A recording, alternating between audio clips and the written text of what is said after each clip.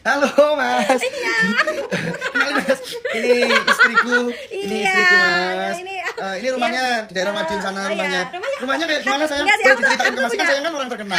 Rumah aku tuh di kebun saya, Oh, di tapi kebun. luas gitu dan Luas. gede. Oh, Iya. banyak tanaman-tanaman, Banyak rumput-rumput soalnya gitu. emang aku tuh bukan orang biasa. Enggak ya, sombong, sayang. tapi enggak sombong, enggak mau sombong. Soalnya istriku juga kerja. Iya. Kerjanya apa? Aku Sayang. tuh tukang sampah.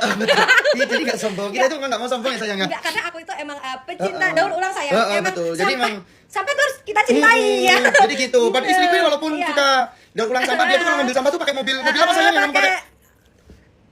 Itulah. Mobil itu mahal. Itu mahal banget itu. Ini mobil anti peluru Iya, sayang. anti peluru. Aku tuh belinya 10M. 10 meter. M. 10 meter. Iya. Enggak, iya. Tapi walaupun kayak gitu, sayang istriku ini Mas, ini juga punya hewan peliharaan loh. Hewan peliharaannya apa sayang? Cuma dikasih tahu. Aku malu babi.